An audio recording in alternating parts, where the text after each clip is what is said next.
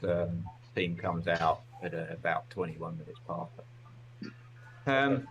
Yeah, so I think, yeah, that's it. Just hold out there. We'll all come out.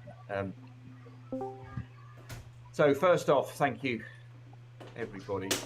I think we've got about 30 people riding today, which is unbelievable, really.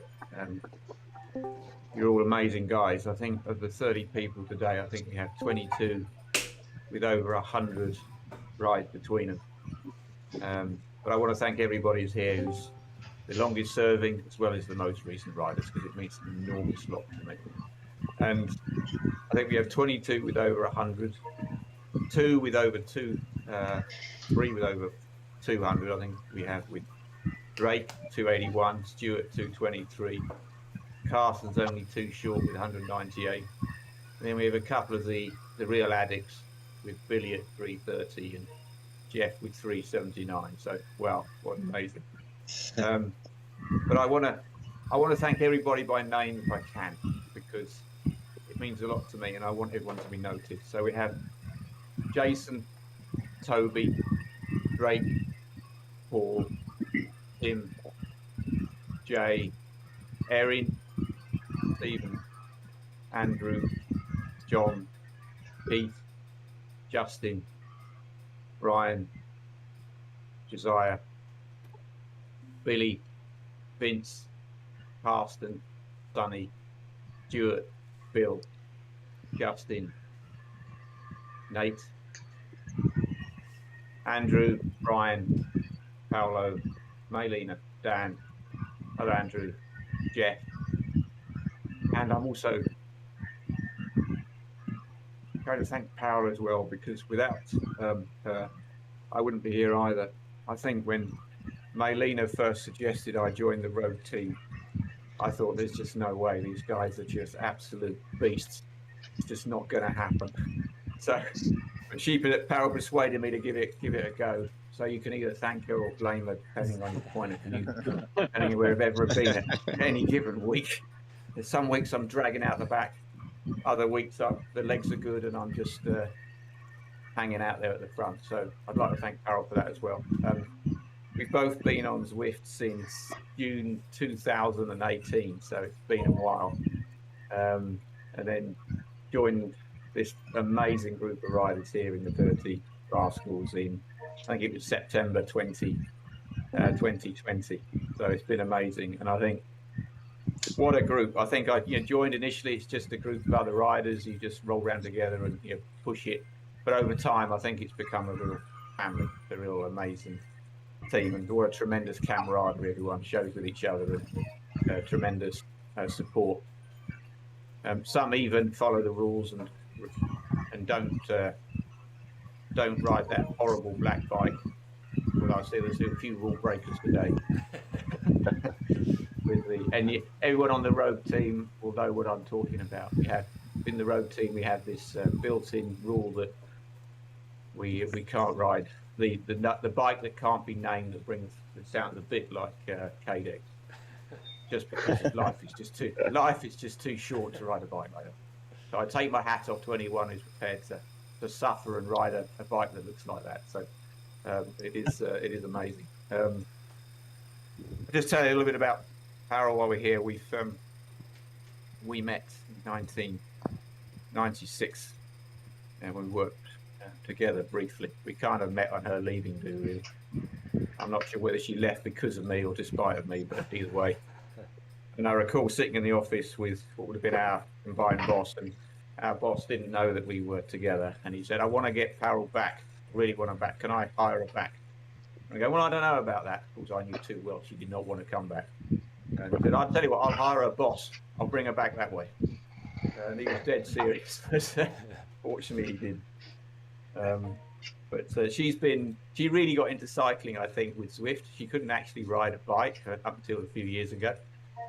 So that was quite amazing. And I think Zwift and other indoor platforms have been just unbelievable. So for the last 6 years, it's been absolutely amazing. Although Parul's style of riding was usually 150 to 160 beats per minute, whatever. Didn't really matter too much. And I think there's probably one or two rides on here are a bit like that. Certainly on the time trial teams. I'm trying to figure out who has the highest and lowest heart rate on is what we've got today. But I think I've seen a few crazy numbers. I would guess. So who's got a maximum heart rate of over 190? Anyone putting their hands up for that? Only the young guys. I'll put my hand up for that. Yeah. Wow. I saw Josiah hit 200 recently, so yeah, these guys. Holy moly. Yeah, that is something else. I'm trying to think who's actually got the lowest maximum heart rate. I think that might be Justin or Maylena. I can't be entirely sure. But yeah, we have all this data on here. We now have so much data when we ride. It's incredible. But yeah, Parul was diagnosed with de novo metastatic cancer 4 years ago. Completely out of the blue. Funny enough, she thought it was a just a hip injury from doing too much cycling. And so went along for a scan, only to find out that actually, it was the worst possible news. So it's been taking us a long time to come to terms with that prognosis was, because whilst it was ultimately treatable, it was never going to be curable, and it would always ultimately get worse. I won't dwell on the last few weeks too much, but she collapsed at home and had to take her to hospital. Ultimately, she didn't recover, but it never impacted her mind at all. So I'm really pleased to say, and for those of you who've seen, she actually asked me to send the last message to everybody. It's on the road text channel. If you care to have a look, I posted it again yesterday. She was enormously grateful for all the support she received, but also that you guys have given me, particularly over the last few months. So it was incredible. She said, "Thank you for supporting Nigel and myself through this horrendous disease. I shall never forget the kindness, support, and true friendship that you've shown, not only to Nigel, but also myself over the last few years. I feel lucky to have met some of you in person, but I would have liked to have met all the remarkable group of people whom I would have been privileged to know. Thank you again for popping up, Nigel. We most needed it. Wish you all a long, happy life." And that was Parul all over, really. She always thought of other people. In fact, when she was in the hospital just early last week, and she knew what was coming, and there was a patient in a neighbouring bed who didn't speak English, and Parul, and she was Indian, she spoke Gujarati, and Parul translated for her, for the patient next to the neighbouring bed, to help the nurses and this patient for a good number of days. And that was despite being in enormous distress on her own, and that really was Parul. Couldn't believe she did that when I got a message from the sister of the patient in the neighbouring bed just this week. She didn't realise what happened. So that was Parul. She always normally supportive. She always put other people first. And I know a few of you met her briefly, some longer than others, but I hope you'd agree she was a very kind-hearted soul. And I think I was fortunate that when Jeff was here a couple of years ago, funny enough, we were getting a new trainer bike installed because the other bike, which Jeff had to road, wasn't really ideal. I think you'll agree with that, Jeff. And I somehow persuaded Jeff to carry up this new trainer bike. As any one of you know, who's got one of these smart bikes, they're not exactly made out of carbon fibre and feathers. Somehow Jeff dragged it up the stairs. Which is sitting next to me now. Just that thing is damn heavy. I could tell it weighed a lot more than Parul did. Absolutely crazy. These things, boy, they go. But it gave her pretty much the infinite gear ratios that she always wanted. I think it must have about 50 virtual gears on it. I don't know what it is, but yeah. And she'd always say, "Can I have a couple more?" So I don't know. Clearly, you can never have enough gears, or as I think, you can never quite have enough fans. So I have a fan in front of me that would rival an RB211 jet engine on a 747 here. So when that's going, you can barely hear me. But anyway, that's just a little bit. I know she met Brian at the National Hill Climb Championships again a couple of years ago. I know it's only briefly Brian, but she's known of all of you, certainly the regular riders, for ever since I've been doing it. And I think she felt she knew you all. It was yeah. And I think John, I think she grabbed the headset from me more than a few times when we were riding to talk to you a couple of times. You see, I wasn't the boss in this relationship. Let's just be clear about that. There's not two ways about that. And Andy, I know she met you when you were here. And I think when was that? Was that last year? It wasn't long ago. It was end of March, April. End of March. Okay, it was this year. Well, that was nice. I mean, she wasn't very well then, but she really wanted to meet you because I always sing everybody's praises. I'm currently also around next to you monster triathletes and Iron Man, and you guys, I tell you, if you need an ego check, join one of these time trial teams and you soon get it, don't you? You find other people who've just got absolutely great crazy numbers. And I think someone like Josiah here who just hammers out 5 watts per kilogram. And I know he can't join us, but we also have another rider, Omar, and I know a few of you guys know Omar. He has some famous words that he uses when he's really on form, and he'll get on the front and he'll say to everybody, "Sit back and relax." And that's really just that's code for you guys are going to really suffer now when I sit on the front. But he meant it in the most genuine. He means it in the most genuine way possible. But for all this, I think Parul always has been hearing all this from me. She would hear me yelling into the microphone, and she'd pop her head round the door while I'm in the time trial, looking at me going, "You look like you're about to have a cardiac arrest. Who thought this was a good idea?"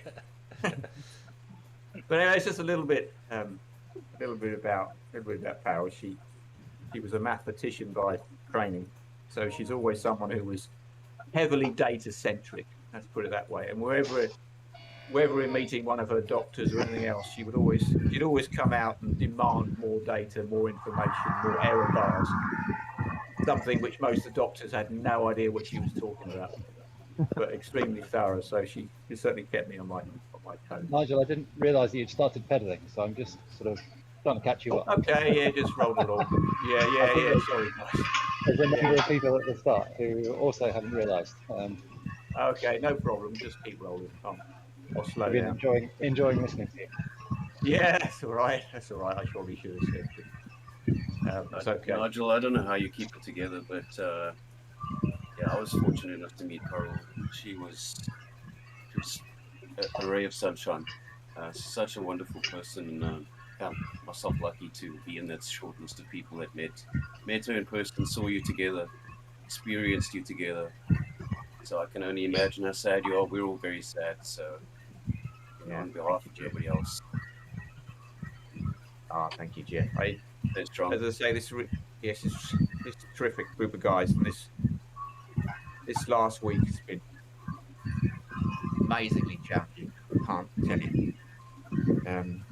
But she moved into hospice care, end of life hospice care, towards the end of last week, and it was the first time they'd really got a handle on some of her symptoms because it was so I won't upset people with it, but it was pretty tough. I mean, these situations are never going to be easy. Bottom line.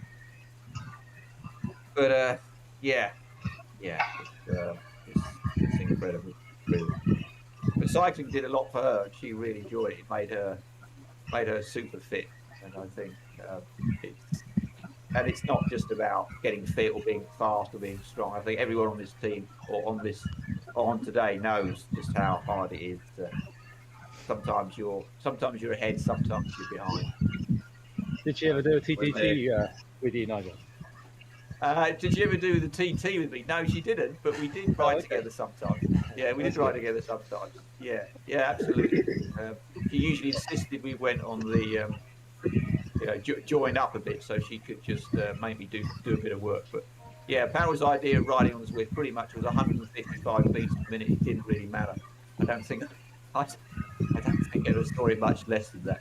I'd always encourage her to take it a bit easier. And even when she had even with cancer, somehow she couldn't really walk. She could actually cycle because it wasn't impactful. So that picture I posted up, that wasn't all that long ago. So that was her all over really. And funnily enough, I'm probably the one with all the tech and gadget. She was perfectly happy with just an Apple TV, a big screen, and a bike. Whereas, I know there's one or two others on here who would privately admit they probably have a bit more tech than they strictly need for this. Yeah, I know I kind of do. Maybe. I'm never going to admit it though. 10 plus one bikes and all that. I think Parul put up with a lot of my hill climbing. I do a few hill climb races, and she'll be there, standing on the side of the road cheering away. I think again more of a grimace on her face thinking, why the hell am I doing this? It's supposed to be fun. But yeah, Jeff, I remember you met Parul when she was over, and she really enjoyed that because she's heard so much of everybody. I think she felt she's known everybody. I know everyone here today has been involved in the Dirty Rascals for a long time. I'm messing up longer than others, but still a long time. I think you'll all agree it's an amazing group of riders, hugely positive, hugely out there, and it's just testament today that everyone's shown up. And I know for a lot of you, this is a seriously early hours of the morning. So thank you for that. I think for me, I'm usually riding at 20 past 10 in the morning my time, which always seems to be sufficiently early. I don't know for you, some of you guys, you're sitting here, it's 5:30 in the morning, and here you are riding to support me. Well, that alone is worth it. I'm right at the back, so it's like any other rogue ride. I'm getting dropped, but I'll catch up. Yeah. Hey Nigel, you got to tell this. I was going to say one quick thing, Nigel. When you feel up to it, when you're ready one day, you should ride that spot bike, and then we will going to be in trouble. Yeah, I can well believe it. Yeah. Well, I always need to keep a little bit back in the tank to blame some kind of equipment failure. Ironically, the course we're on here, I think I've only ever succeeded in getting around it once without one problem or other at some point or another. You might have sprayed yellow though. That's another problem. What was that? What was that, Jim? You might have to spray it yellow. Yeah, it has to be yellow, doesn't it? Yeah, it does have to be yellow. Yeah, it's not yellow. Yeah, Parul's trainer bike sitting next to me is black. I don't know whether that's even allowed. It looks suspiciously like a K-Dex. It actually does. Yes, it's the smart bike version of the K-Dex. Yeah, I reckon it is. Pages bike. I'll come visit and help you move it again. Yeah. Nigel, you have to tell the story of Jeff racing on Parul's trainer for teaching. Oh yeah, so that's a good one, John. Yeah, so a couple of years ago when Jeff came over and he still had the previous bike, ironically the one that he then had to replace with the trainer bike when it arrived. He didn't get to ride, but Jeff was coming over and we decided we were going to try and do the TT together. Obviously together they use the Thursday morning. And Jeff shows up, and the first thing he says is, "Do you have any towels?" And I go, "Well, what's this towel business?" Because when I ride the bike, like all of us, I sweat a bit, but I'm not. There's no swimming pools here. Jeff goes, "Yeah, can I have put a few towels down?" I go, can you help? I'll think to myself, "How bad can it be?" And I go, that was a mistake right there, really. He lines up on the bike and he starts riding, and he's powering along. Can't you get? When you put some power down, you really do. But he was, I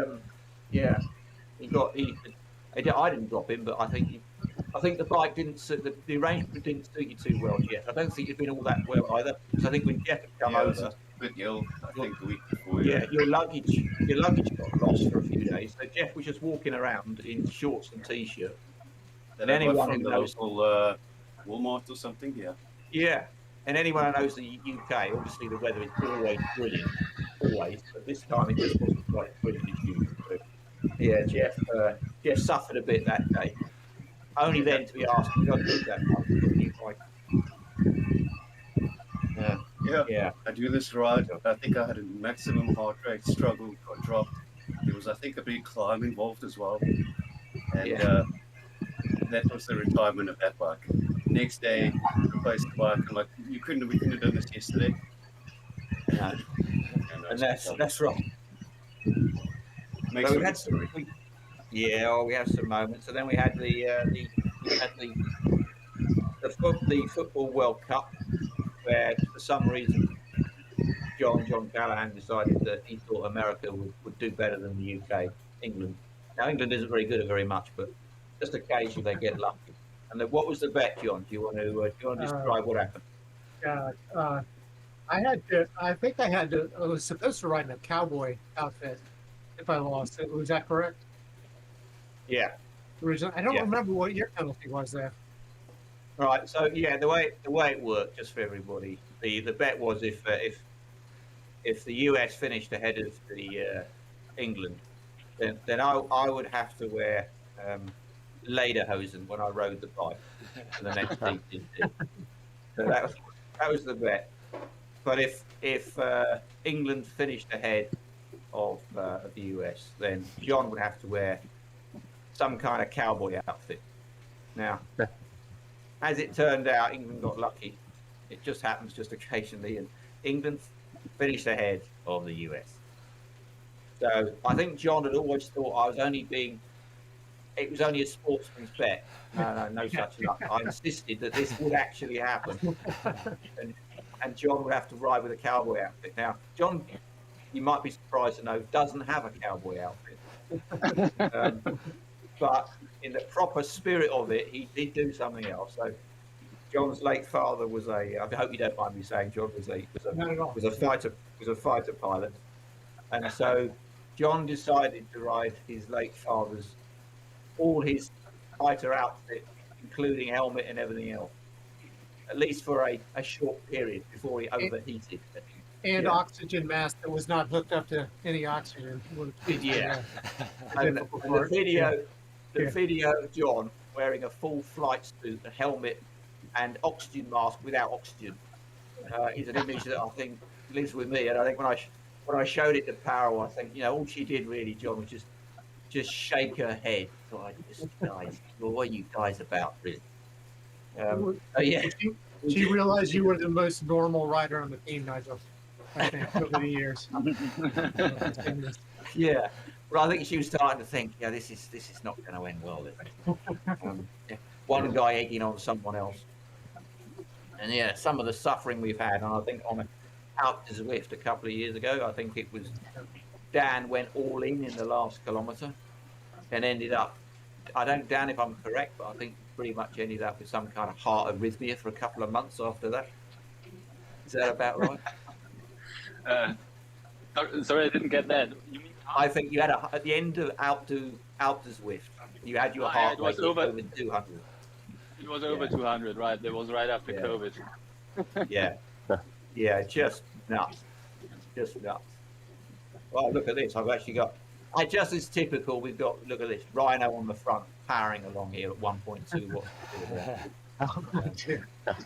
Shit, look at this. Well, I've never seen position on these two, Nigel. Yeah. Oh, I don't know, Rhino. Oh man, we have some riders here.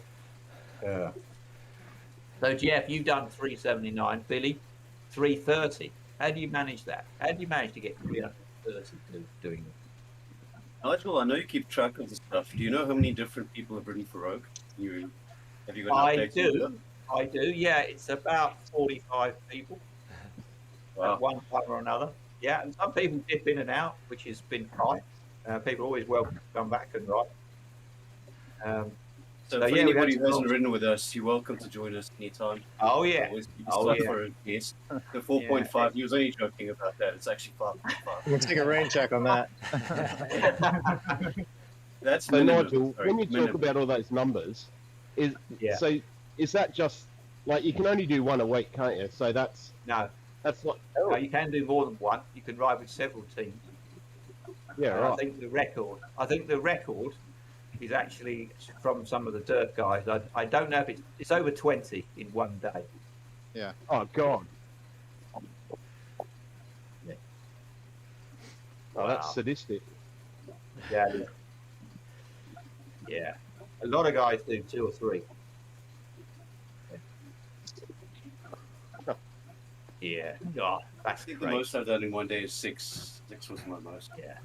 So I'm Yeah. not even one of those crazy people. Oh my god, why? Yeah. I mean, yeah. Because That it's is there. exceptional. I'm pleased to say my average number of rides per week is on the CCT is 1. There you go. I'm very consistent. It's 1. Yeah. I'm absolutely clinging to life by the end of one. Yeah. Clinging. Yeah. Oh, boy. Oh, God. Well, it I don't know depends how on to the do course. I don't know if everyone else finds it, but I find just the choice of course makes quite a big difference, really. Some courses they just kill me, really. And we do have a little. Well, yeah, go on.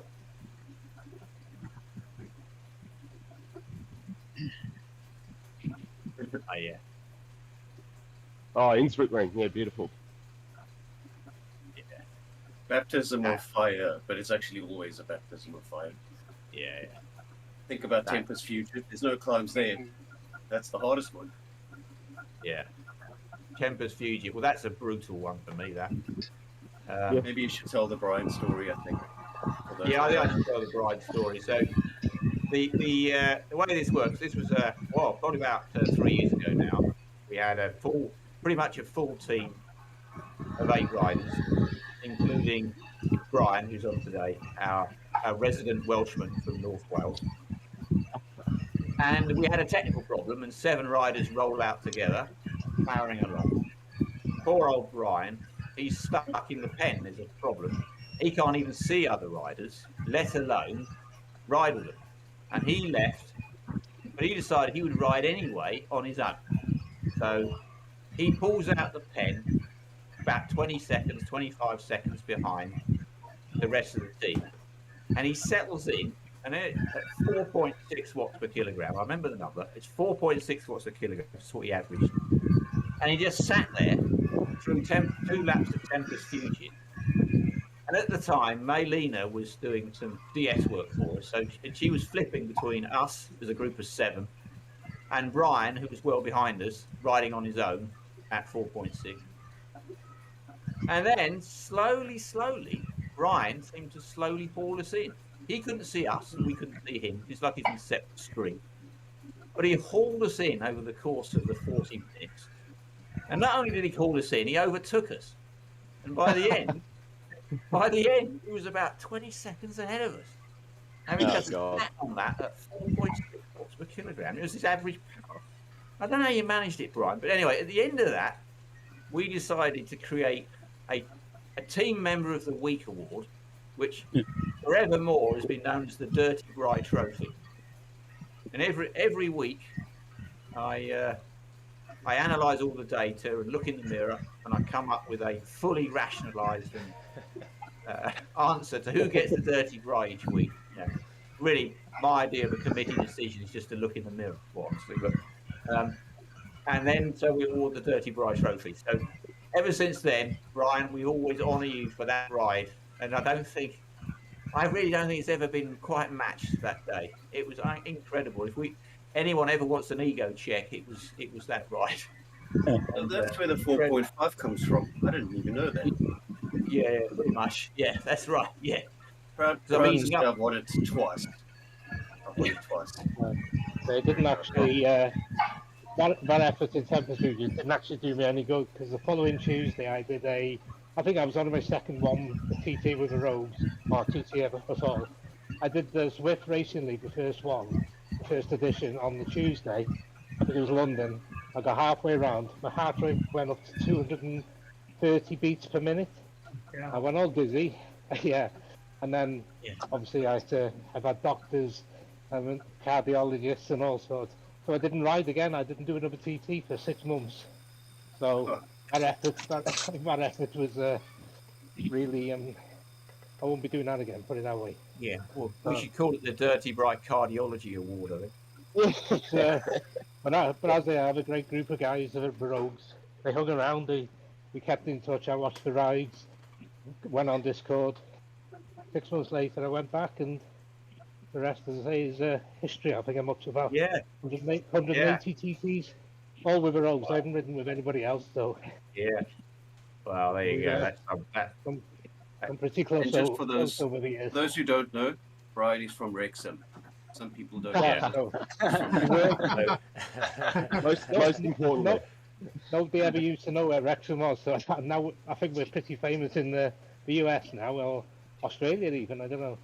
Yeah. So, Well, yeah, Brian, Definitely the US. how many home matches of Wrexham have you missed in the last, say, 40 years? my last 40 years, one. I missed one home match.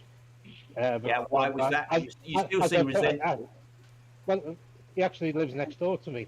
My cousin, he decided to get married on a Saturday.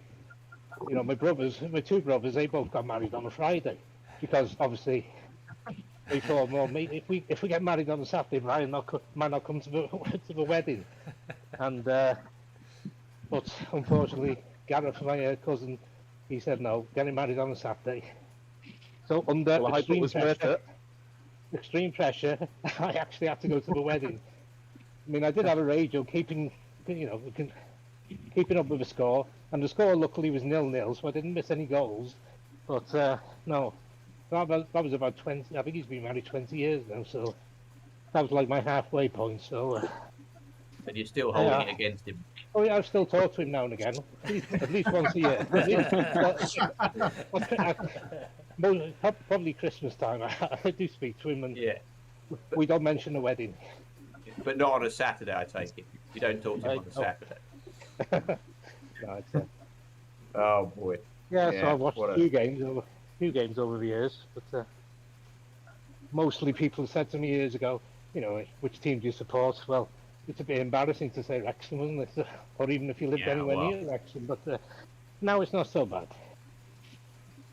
I think Carson and Paul had the right idea when they realised that we were all getting a bit out of it, and decided to start another team which had a more sensible set of rules for a Thursday morning, and rather than suffering excessively we were. But remember some of those early rides, Paul.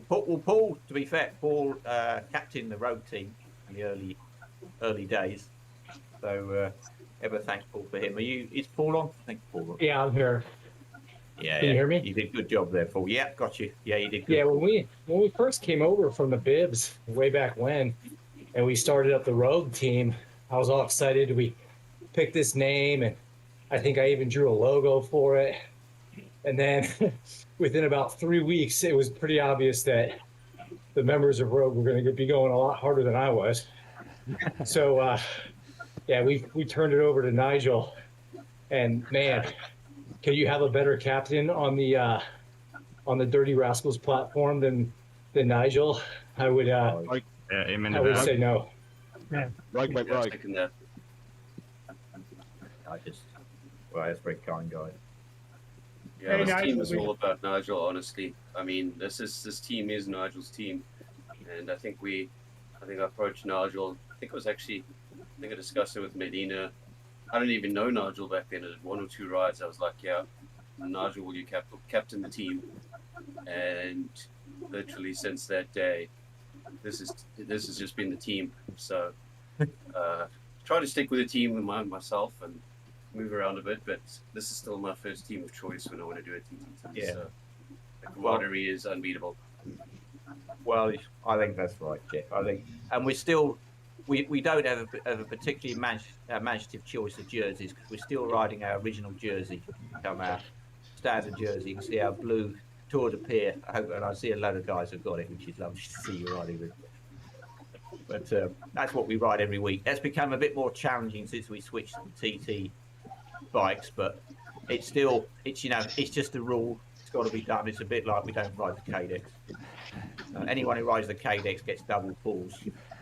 And I think Justin tried it a couple of times, and I noticed when I'm not riding with the team, I don't know what happens, but I noticed the video feeds all seem to struggle, and everyone claims technical problems why their bike is a KDX and why their jersey is something else. That's how we show that the glue or the concrete or the cement that keeps the team together is Nigel. When Nigel's away, you know, when the cat's away, whatever it is, then we all go crazy and wear different things and do all sorts of crazy things. Everybody writes the cadence. It really falls apart in the best possible way. So that's how we show you we love you, Nigel. Oh, yeah. Yeah. Oh, boy. He rolls with an iron fist. He does. Yeah.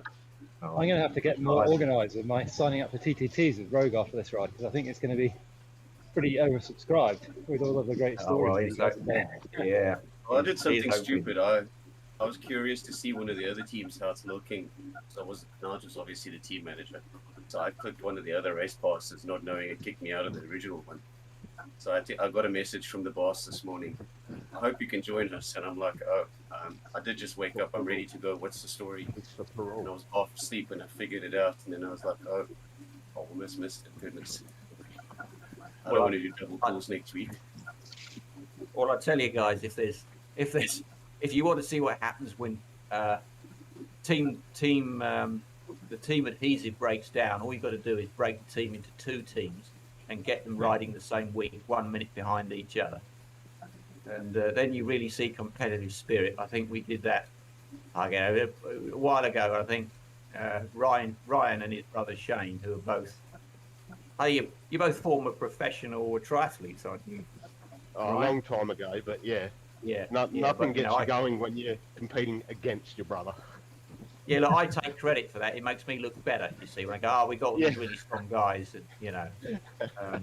Yeah. So we put one of you in one team and one of you in the other. And I've never seen 2 people suffer so much to beat each other. Just incredible. I think everyone seemed to be able to find the extra couple of watts, more like 20 watts extra than they normally did, because they did not. And I remember, you were pushing it like nothing else. And I remember Brian on one of the teams going, they're coming past me over my dead body. And that was the degree of camaraderie within the team. And I wasn't sure we should do that again, because I think the whole team might have disintegrated had we done that too often. That was if you talk to other Zwifters or other people that do TTT or ZRL, like, they get it. When you're talking about it, they get it. If you talk to a normal person, they just look at you with a strange look on your face, like, this guy's crazy. Yeah, you sit on this thing and you play a computer game. You're trying to tell me that's a serious hobby. That's what you get, isn't it? I mean, does everybody else get that on here? Yeah. So I spent my entire childhood. Yeah, you don't talk about Fight Club, right? Yeah. I spent my entire childhood playing computer games, and I always wanted, wouldn't it be so great if you could have a game which you were actually active on? And this is pretty much as good, it's obviously as good as it gets now, right? Because it's way better than a virtual reality machine when you're walking around a room. You've got limited space. Here, you can go anywhere, kind of. Pretty much. You battle it out against to fight on that final sprint to get 37th place, to nudge in front of that guy that you've never met from Taiwan.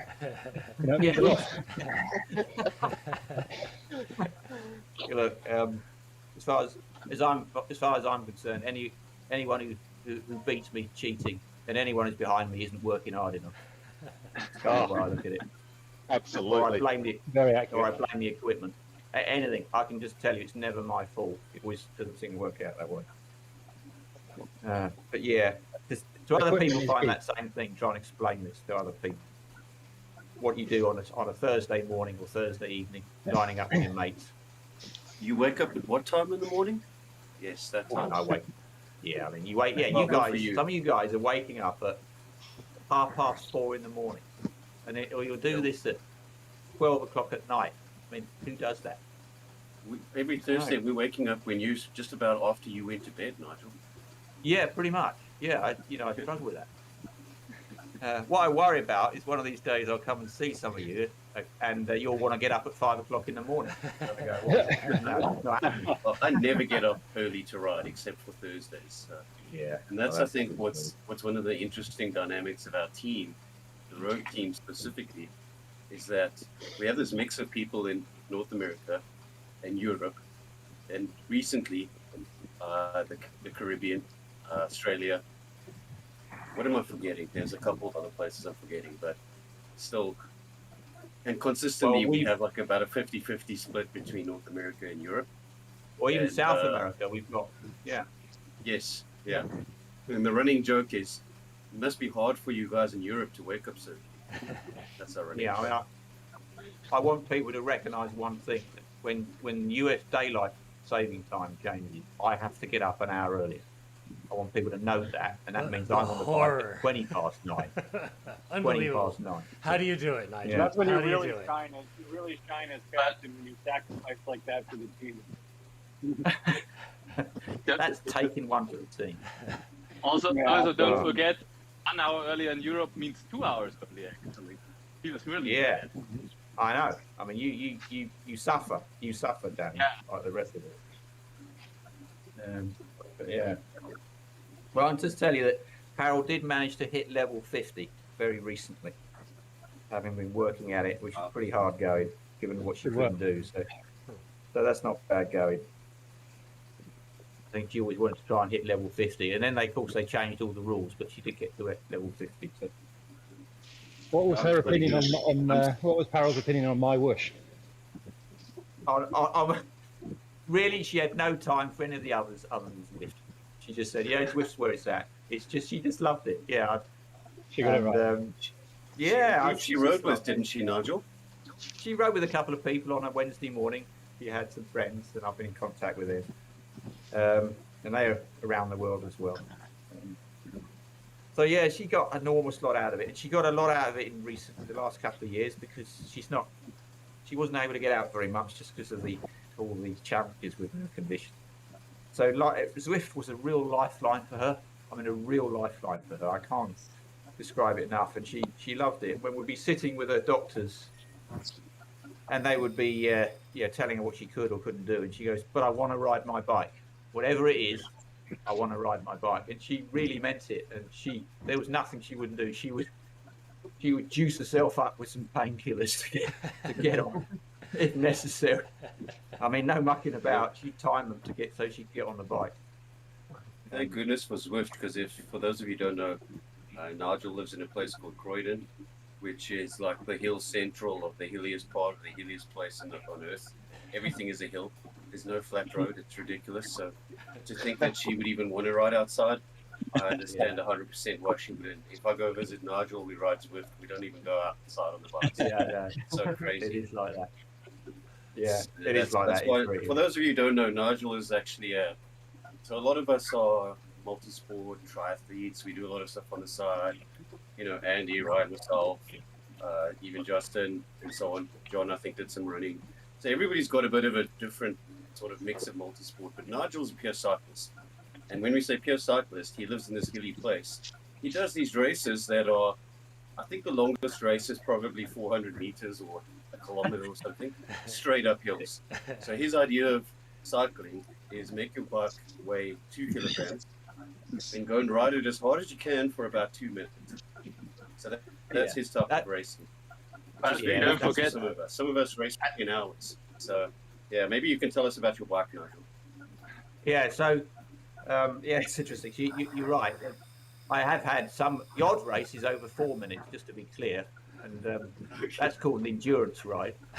And these huge rides I do during the week, some of them are an hour long, and I'm getting pretty tired by the end of them. But yeah, so in hill climbing, of course, it's all about power to weight. So during this year, I've been trying to build, working with a company in the US, trying to build the lightest hill climbing racing bike possible. That's been the challenge, and it's nearly finished. And I'm pretty sure it will be pretty much the lightest hill climb bike ever made, I think, for racing. So I've had a little bespoke frame made. It's made by a small company in Italy, and all these different things. Anyway, the idea of this is to try and get it below the lowest weight that was in the National Hill Climbing Championship last year, which I rode in last year. I mean, look, I just came somewhere in the middle, so don't take away that I'm some kind of superstar, but I did ride it and I did enjoy it. And the lightest bike last year in the National Hill Climbing Championship was 4.53 kilos. So that was the That was the bike. By contrast, just to put some context, my bike last year was quite honestly made of lead. It weighed just over 6 kilos. I think I was giving up all kinds of disadvantages to these guys. So the idea is to get under 4.53 kilos. So we're on track for that. And watch this space. It'll be finished in a couple of months, and I'll post it up and we can have a look. But Nigel, it'll come in under 4.53. I was going to suggest putting a supercharger on that bike in the form of maybe a sticker that reminds you of Parul, because then you'll get extra 50 watts.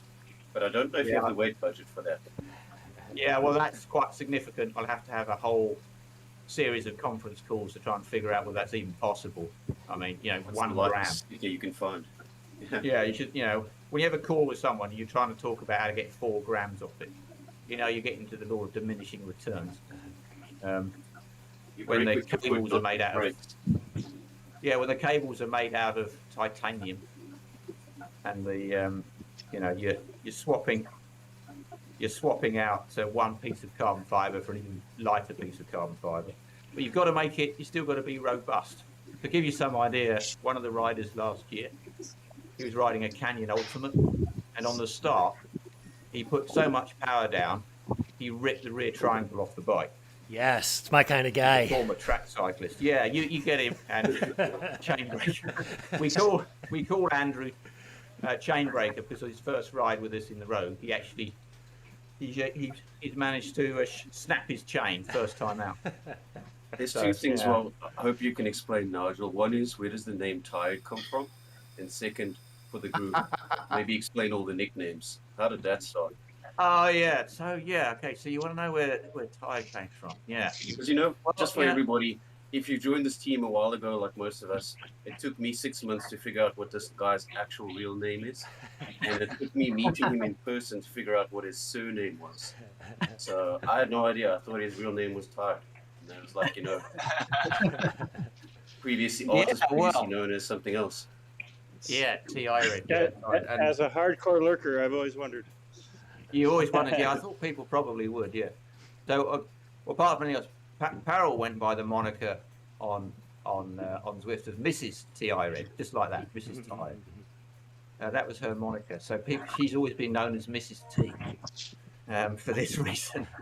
So when she first started you, did she take your name? I started, and she joined a couple of weeks later, and I had this moniker, and she goes, "Oh, Mrs. Tired." So it's Tired. And where does it come from? Well, yeah, you see, I've always wondered when somebody would actually ask me that, and I've always just been suitably vague and ambiguous about it. But yeah. So the simple answer, and there is a very simple answer. If you put a "re" in front of it, you get the answer.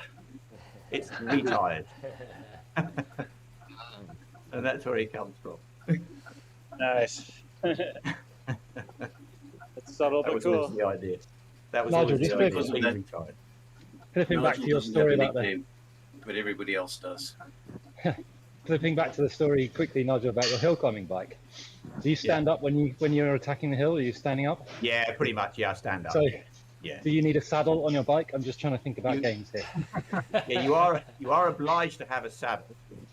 My saddle weighs on the new bike 46 grams, so it's pretty light. Yeah, and you're also required to have light. Yeah, well, just about. Yeah.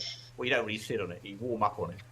You're also required to have front and rear lights, but nowhere in the regulations does it actually specify how bright they have to be. So the lights I have, they come from a children's balloon, and the pair of lights together weigh 4 grams. Wow. Yeah, and all I have is if you get within about a metre of them, you can see a light glow, and that is technically within regulations. You also have to have brakes.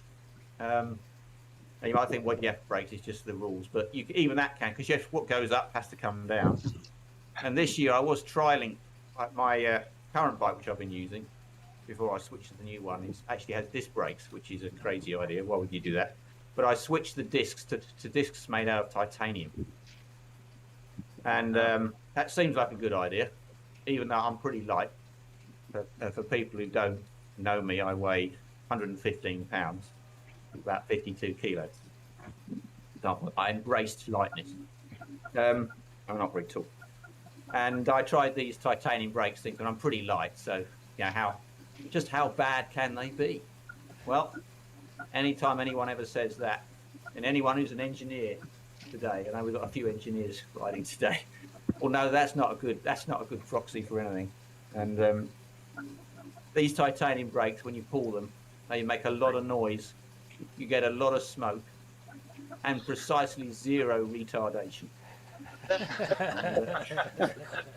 Yeah, you pretty much stop yourself with your anal sphincter muscles, quite honestly. It was horrific. So I was forced to switch What are you back. using for brake pads, like sparklers or something? Oh yeah, God, it's terrible. They were smoking away, and there's no brake, nothing. So that was a bit of a false direction, but yeah. Anyway, the newer bike that's on its way is, what's that? You know what my favorite race you did? You posted on Strava years ago. It's the one you did against your daughter on the scooter. Oh yeah, okay, yeah, I'll tell the That was a good that. story. Yeah. So when my daughter, she's 23 now, but when she was 16, Parul and I decided we were getting a bit fed up having to drop her to and from her school. So we bought her a moped. It was a 50cc moped. And she had stickers on it, Roadrunner comic stickers on it. And she used to ride this to and from school. And I've never seen someone move up the pecking order of street cred at school. Now, I know in the States, a lot of people drive to school, so it's not a big deal. But in the UK, kids don't have cars or anything else. They walk to school, take the bus, or whatever. But our daughter, Karishma, she had this scooter. And for a long time, nobody knew whose it was, because she would go into school wearing this black helmet with a black visor and then take it off somewhere in the changing area. But as she finished school and she was moving to college, she decided this is no longer suitable. But before she finished, we decided we were going to have a race. So her on her moped and me on my bike. The only difference is I was allowed to choose the road. Now, whilst I like going uphill, there's no way I'm going to beat a moped or a small motorbike going up a hill. So I decided on what I felt was the ideal road for me, which was a slightly downhill flat bit of road. And she thought she was going to take it, I've got to say, but she didn't bet on the competitive spirit of her old dad and willing to do anything to win, because you don't let she's about 18 then, you don't let 18-year-olds. So we set off where we agreed that I'll get a draft behind her. And all I'd say is, Andrew, you'd have been proud of my watts that day. You're the big sprinter with your 1,000-watt sprints. I can't do anything like that. But when you're up against your daughter, you can find them extra power. And I just managed to sneak a win against my daughter on a little motorbike. It felt pretty good. So yeah, so had some fun on the bikes one way or another. But yeah.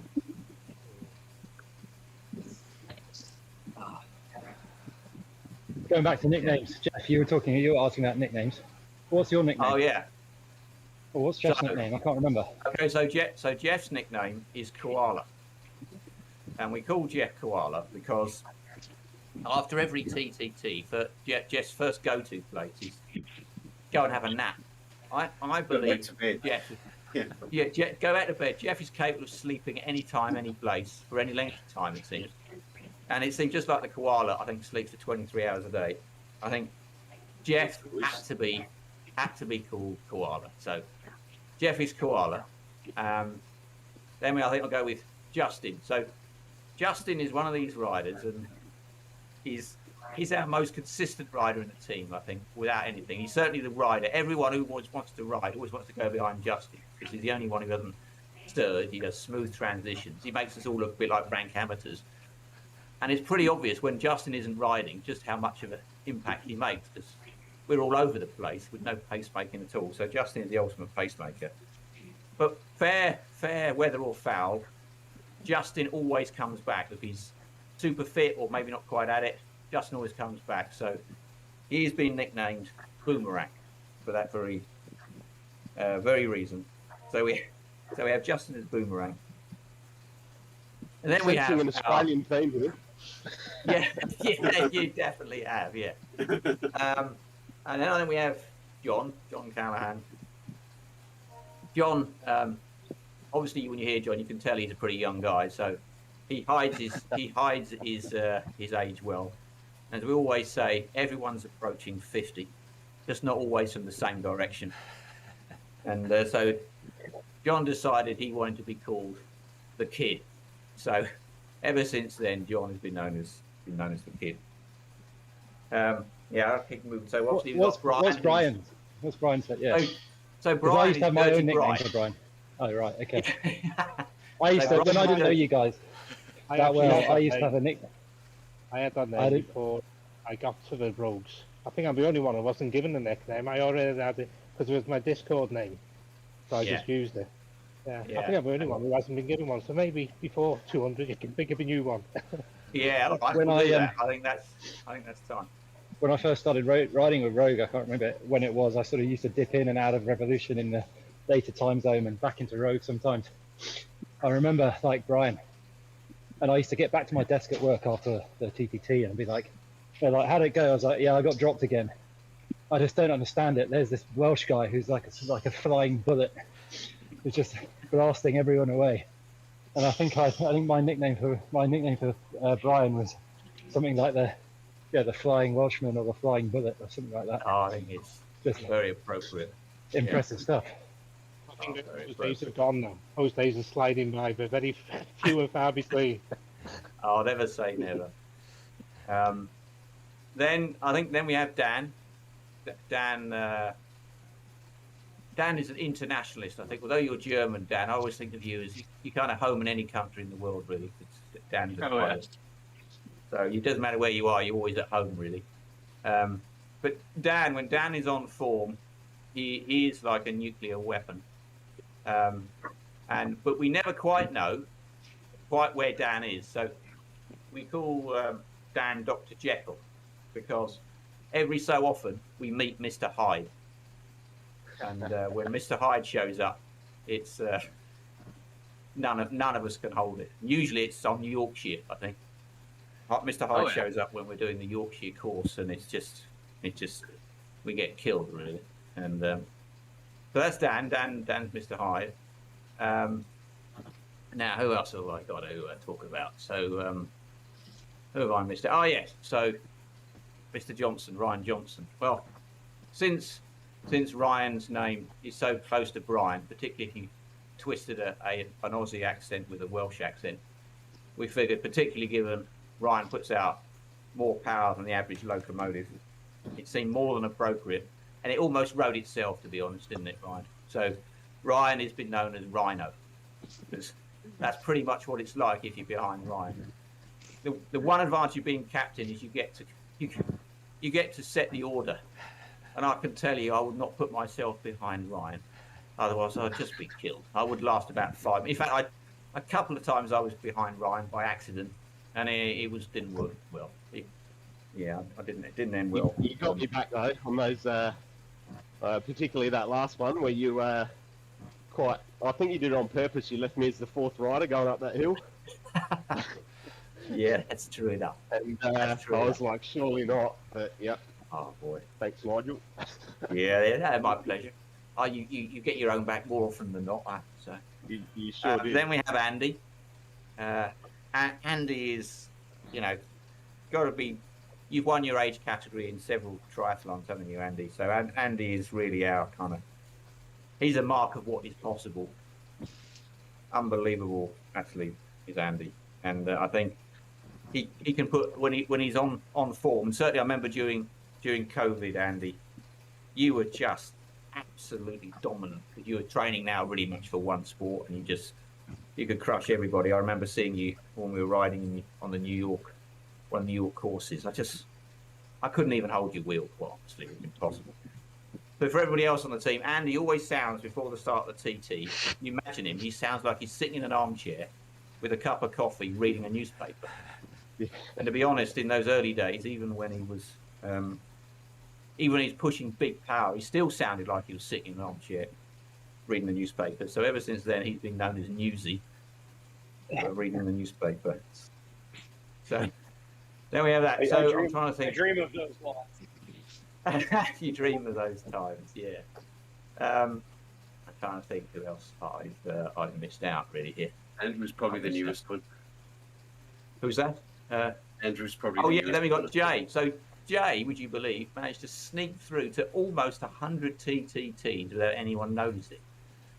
And I think it was only actually mentioned that next week's 100th TTT. Even then, I think I was a bit slow on the uptake. So as a result of that, we nicknamed Jay Hundo. He's the only person to get to 100 TTTs without anyone actually spotting it. Anyway, and then we got Josiah. So at the moment, Josiah is, I think he's just easing into it at 5 watts per kilogram these days. And yeah, mate, you're an amazing rider, Josiah. I don't know how you manage it. I think, was it last week or the week before, you were doing 90-second pulls on the front. And I was getting killed. He was following me, but I was getting absolutely killed by it. Then I learned after it, he then did a race and then another TTT. If you really want an ego check, you just got to ride with Josiah, really. But we've nicknamed Josiah Bologna because on one of the courses we did, he just completely dominated it and did everything. So, and that was on the Bologna course that he's been named Bologna. So I think that's most of our regulars. Have I missed anybody out? I'm sure I have, but. I think Andrew with the chain story, because I don't remember that one. I wasn't there for that. Yeah, first. Okay, so Andrew with his first ride with us, you can hear this lot of rattling and grinding going on in the background, and suddenly goes bang! I think my chain snapped. But first ride, your chain snapped. It reminded me of some of the others, but I'm sure a lot of you other guys have nicknames on other teams as well. Although we're all rogues today, we're all rogue now. From now on, everyone's a member of Rogue, whether they wanted to be or not. And I now feel I can put you on the call order and call all of you up for riding duties from now on. I hope you're okay with that. We just hold 4.5. The proverbial dirty bri rate. The competition for the trophy is going to get intense now. I think it is. Who's won the most trophies? It's got to be Justin and Andrew chasing him down. Yeah, it's a good question. It tends to be seasonal. So at the moment, I think Josiah and Andrew between them are winning about 50% of them, I think. And even then, it's touch and go between them. Josiah, I think you hit A+, didn't you? Which was an incredible achievement recently. I don't know, it's just amazing. Especially as his eyes just come back from a pretty terrible illness as well, which took him out completely. To see him go, like I saw him before, and then his strength that he's come back with is just like inspiring for anyone that hits any bumps in the road. Just look at what Josiah's done. Josiah, I know you're on, and you're an amazing rider, an amazing guy. So always really positive, really supportive. He's just overtaken I him value on the hill. personally as well. Yeah, Josiah's one of our streamers, and what seems to be happening is half the team is recording things on YouTube nowadays. So that's an interesting development as well. Multiple cameras. Yeah, thank you, Josiah, for tolerating our lower watts these days. You're just a piece. I think it's probably a warm up for you much of the time, but it's great to have you. Yeah, you guys push me every week. Crazy. We do sometimes, but I think it's more often the other way around than anything else. But yeah, and I just also want to say, I know I've had private messages from a lot of you, and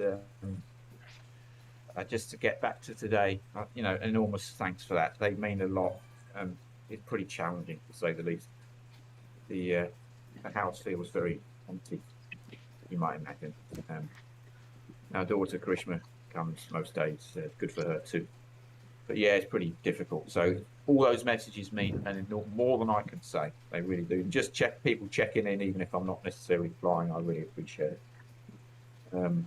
I have been cycling every day up until last week. For the last 4.5 years, had a sort of streak going. But when Parul was in hospital, it seemed appropriate to call a day, call time on it. So I didn't, when I ended the streak, I didn't tell folks exactly what was going on. But we just found out that she was not going to make it. And so I didn't want to spend any time at home when I could be with her. I spent time at hospital with her. And between then and now, people have been so kind to send me so many different messages. So, and everyone coming up today, we've got 30 plus riders. It's incredible. It just shows where we are as people. And, yeah, it's really kind. Yeah. So there we go. That's where we are at the moment. Well, thanks for bringing us into your life and sharing with us. I know you're very private with the whole not knowing your name thing.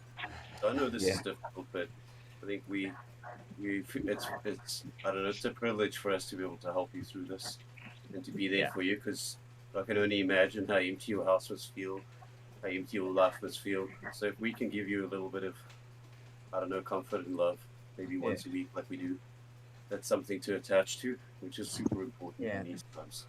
So don't stop riding. Hope you show up for every TT going forward. It's hard to get focused at the moment. Yeah, I've got sure.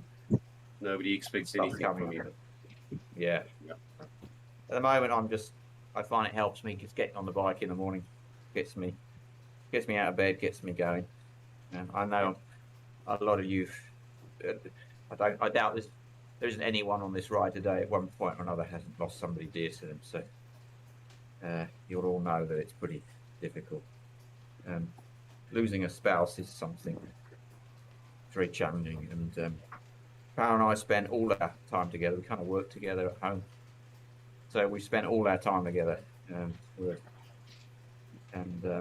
So it's even particularly challenging for that reason alone, because we're in each other's pockets all the time, which was fantastic. I think she was absolute love of my life. I think we were just as fond of each other today as we were when we met, those years ago. So that part alone makes it pretty challenging. All the admin stuff you have to do, which isn't a lot of fun, to say. But I guess we all have to do that at one point or another with people we care about. Yeah.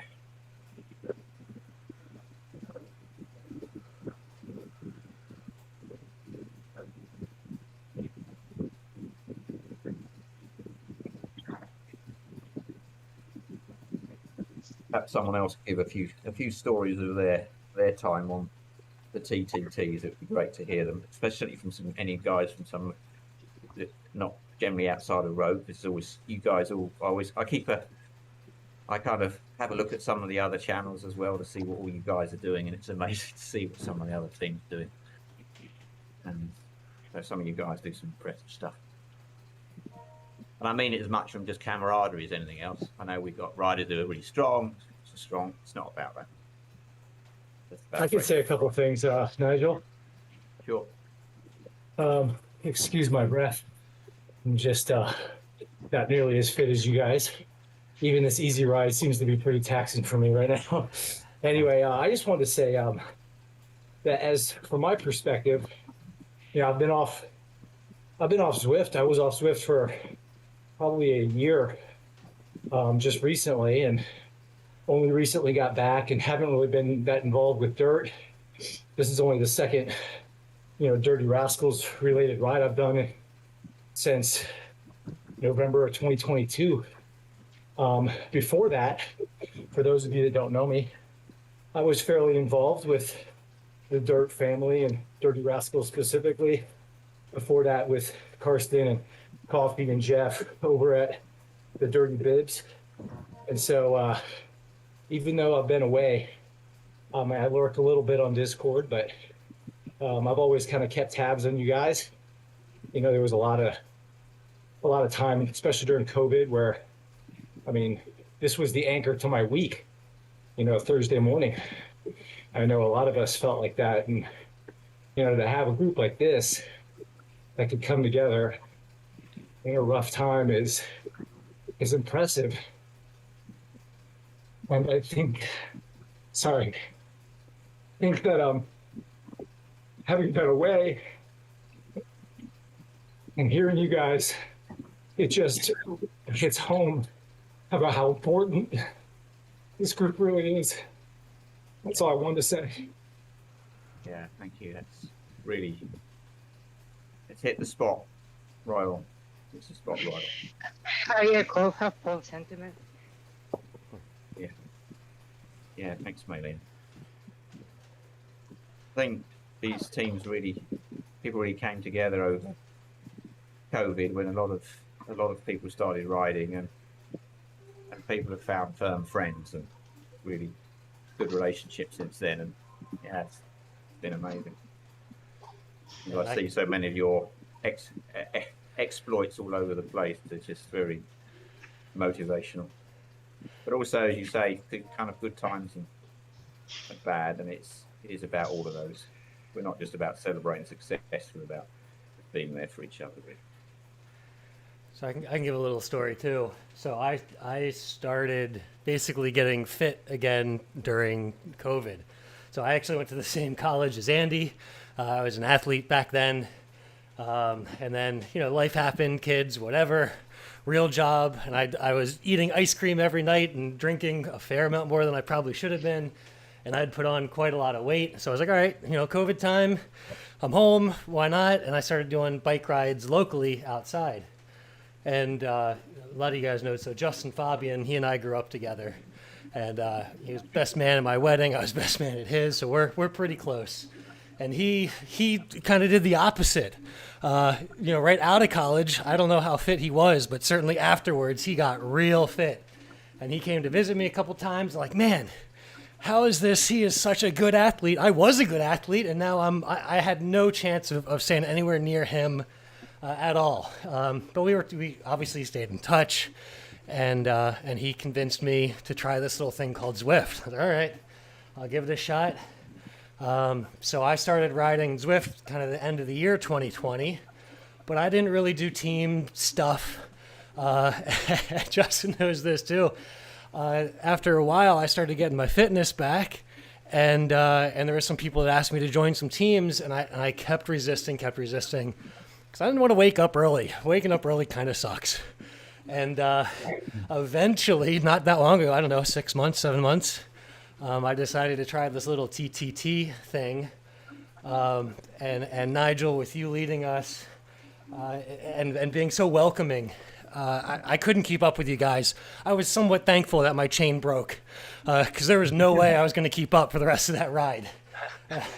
As was proved by the next 2 or 3 weeks when I was consistently getting dropped.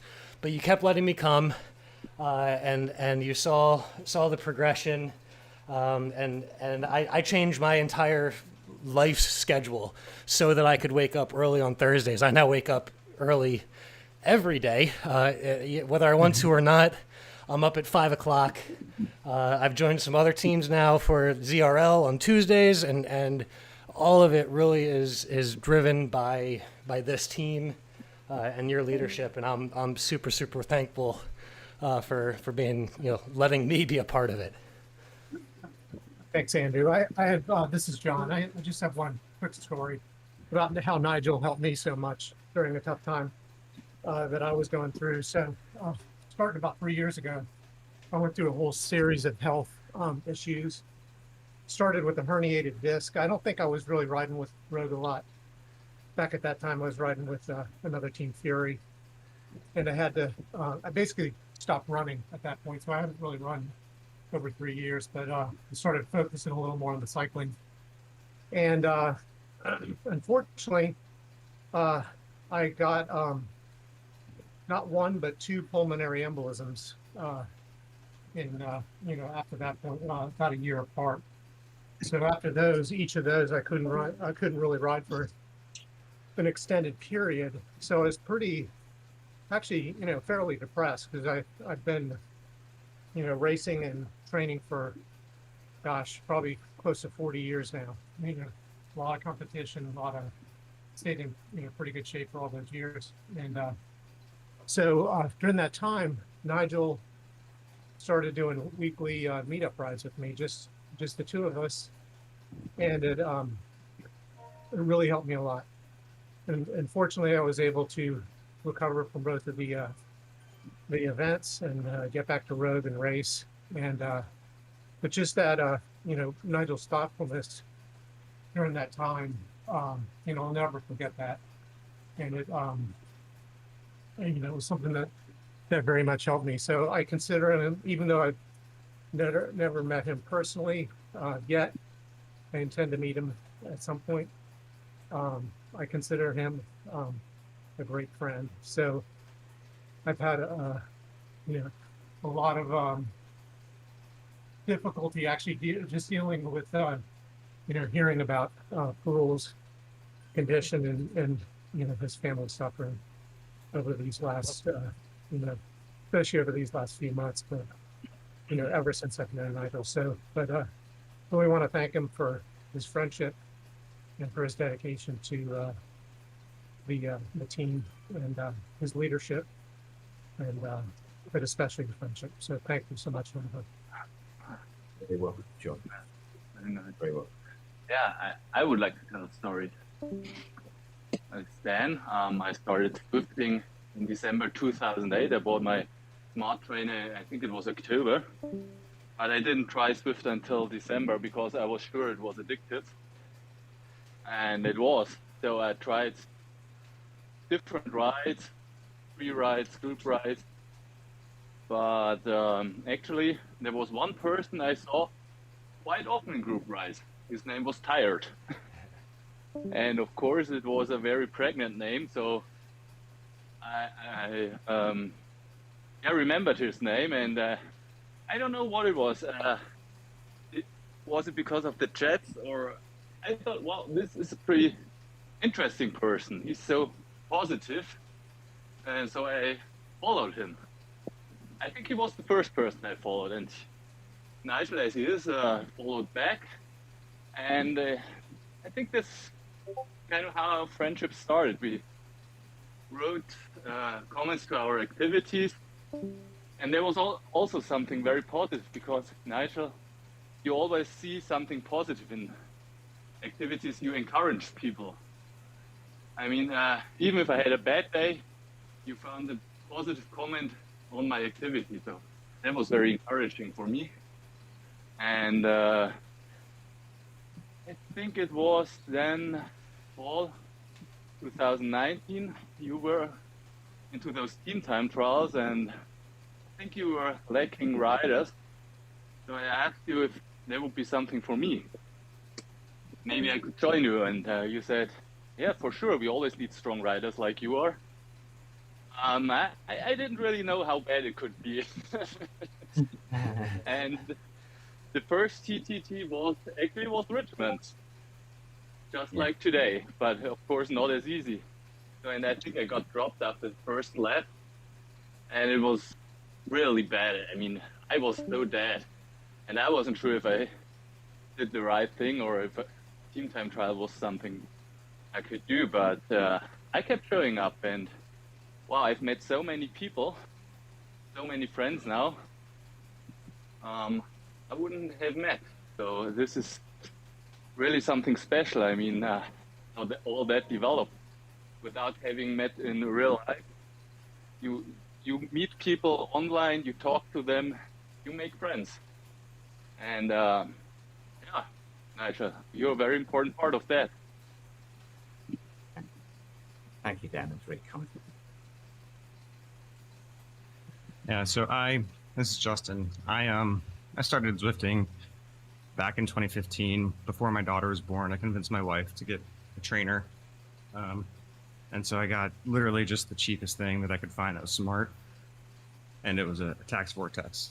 And so fast forward to 2020, I guess, and I put my name in a hat somewhere to express interest in riding on a TTT. And Sterny reached out to me and recruited me here. And I've been racing every single week that I can since then. I think I have the most, other than Nigel, the most rogue TTTs other than anyone. But I remember feeling really good riding with the team. It was during COVID, it was a social outlet that I couldn't get anywhere else. And I also felt really strong riding with the team. It because I found out that my tax vortex boosted me by about 10% on rides. And so I went from being the strongest rider, I think, on the team, and Nigel literally having to rein me in, to being the weakest and barely being able to keep holding on. And so, you know, Nigel has never pushed me away, has always encouraged me. You know, as Dan said, Nigel is just so extremely positive, and it's, you know, it's that keeps me coming back. And so I'm just so thankful for what you're doing here, Nigel. I'm so thankful for what we have, and you know, I'm just happy that I get to continue to be here with you, and you know, I just want you to know that I'm here for you too.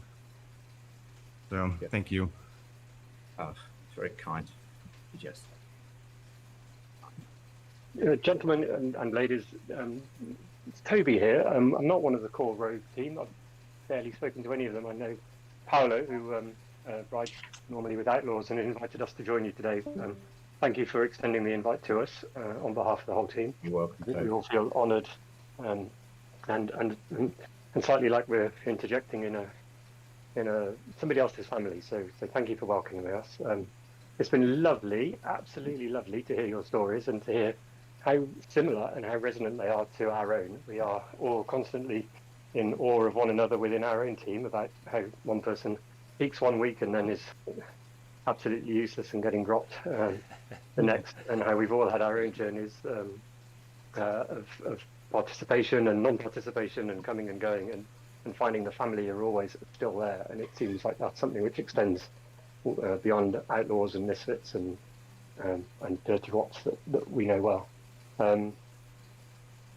Put a different spin on things. One of the things for me that I'm going to take from this was actually, Nigel, hearing you speak so warmly of a loved one. It may be for somebody else it's a spouse or a child or a parent, but I think we'll all leave this remembering how lucky we are to have those people with us.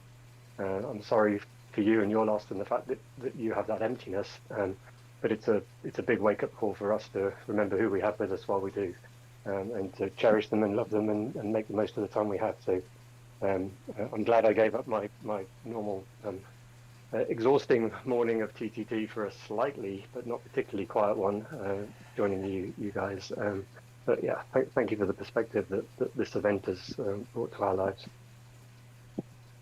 thank you, Toby. That's really kind, generous remarks. I'm so welcome to join today. I think everybody in this good group is just wonderful riders, and it's lovely to hear a very similar dynamic in other teams, which I think is wonderful, where people are there for each other. And as you rightly talked about, people kind of have a good week and then a not so good week, but still keep supporting each other and try and find a way to be positive about it. And yeah, you're right about treasure your loved ones through this, and give them all an extra kiss today, because they're special, and you never quite know what the future has. So enjoy the present, because they're there and they're special. I do have special people in my life, and you guys are some of them, and so it does make a big difference. So really, thank you, Toby. I'm really pleased that people felt they could join, because I really wanted people to come. I mean, it's at moments like these you're kind of reminded of what's important in your life, really. Fitness sort of comes and goes, but people is what it's about.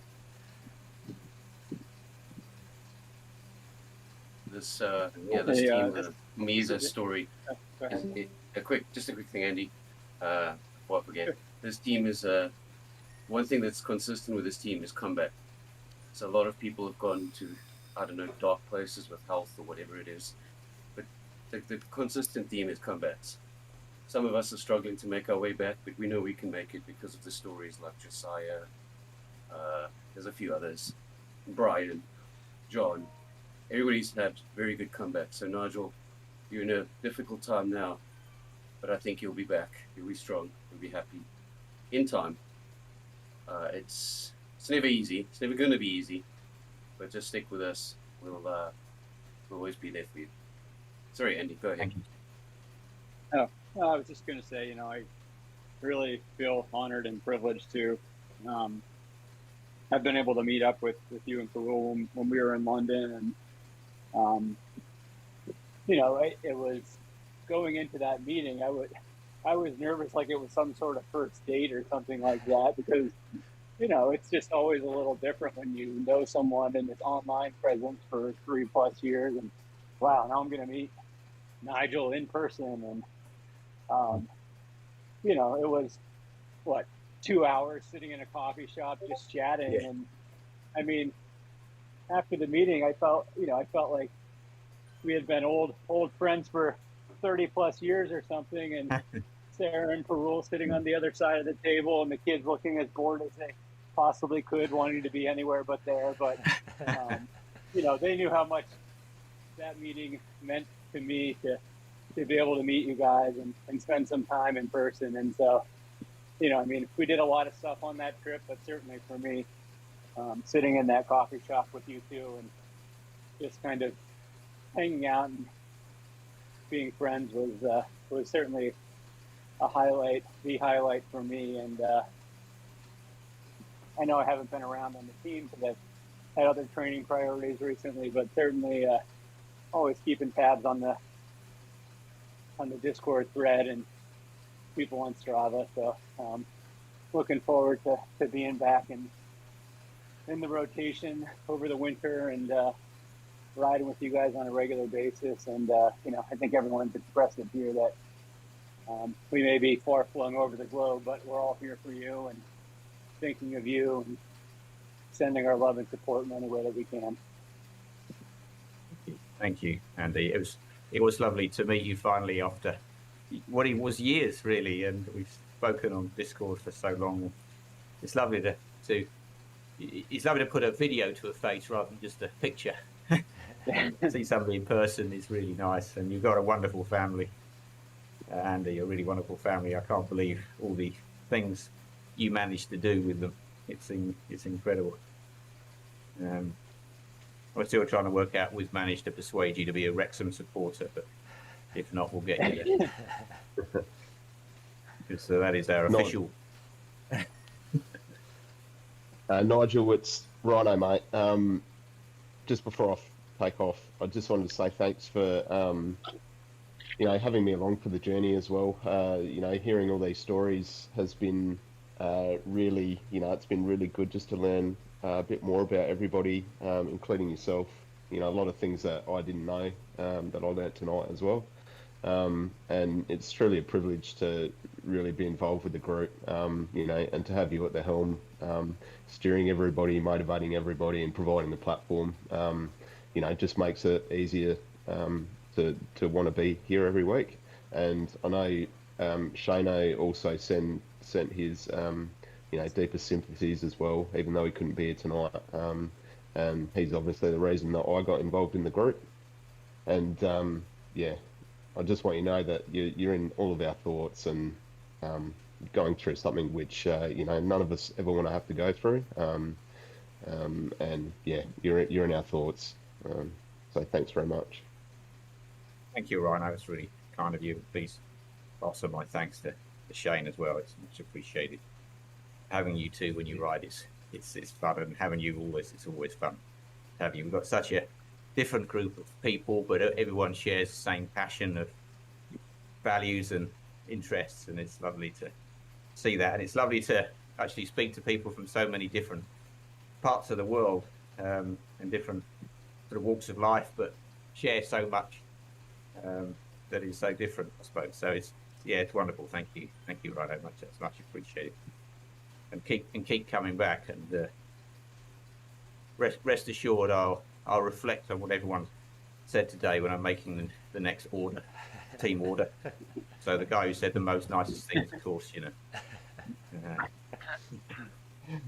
Yeah, definitely. Thanks, Rhino. Thanks for having us in the. Oh, it's great. And be part of your team, guys. Amazing. And anyone who doesn't normally ride with Rogue and is fancies the Oh, no. gut, you know, there are always opportunities for that. I'm always in recruitment mode, you know, for the right folks. So, I see the watts per kilogram. Yeah. Yeah, that's just because I'm done enough just to lightweight. We were It's ever just a thinking number. about joining. The same. It's just a number. The average age of the team is 47 or 48 or 49. Yeah. Yeah. So it's just a number. Yeah. It's just a number. I know what Jeff does to us when he's out of shape. And then he goes there and neutralized. I'm on the way back, so awesome. I've got to keep up with Andy when he joins the team again after Kona. So it's going to be fun winter, I guess. Yeah, there's some amazing athletes on this team. I'm amazed how people are able to do it all and mix it in with the rest of their commitments and family commitments. It's tough to do that sometimes, but still a lot of fun. And I suppose in some ways doing these things early in the morning, I guess for a lot of people actually makes it a little bit possible to fit it into the day.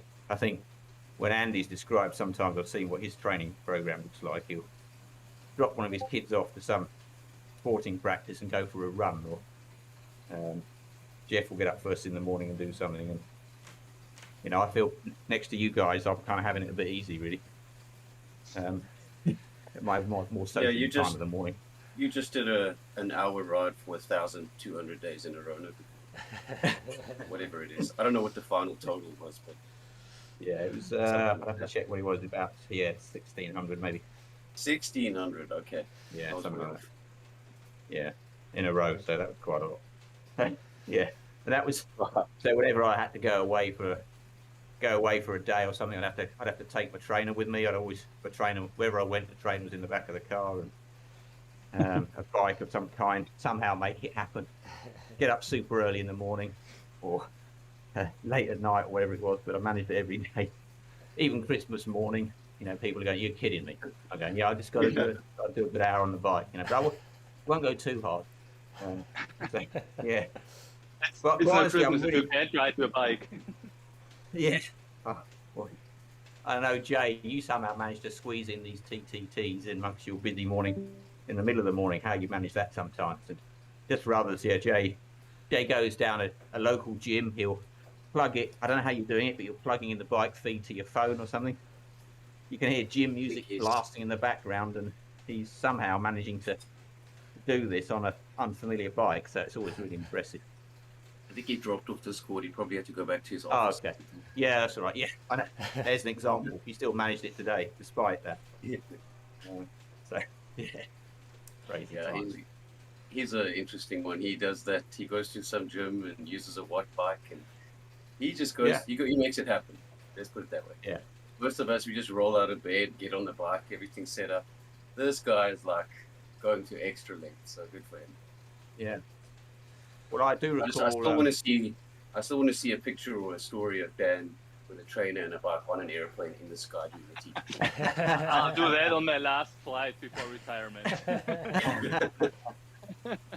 Yeah. Wow. Yeah, that's quite. That'll be a mic drop of note. Yeah. Yeah.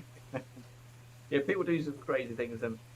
Stefan, he's not on today, but he's ridden with us quite a lot over the years, and I recall because he lives on a Caribbean island, and they get a lot of power cuts. And I recall one morning, I think he got a power cut, and he put all his stuff in the car, shipped it to his office where they had a backup generator, set it all up, and managed to ride with us.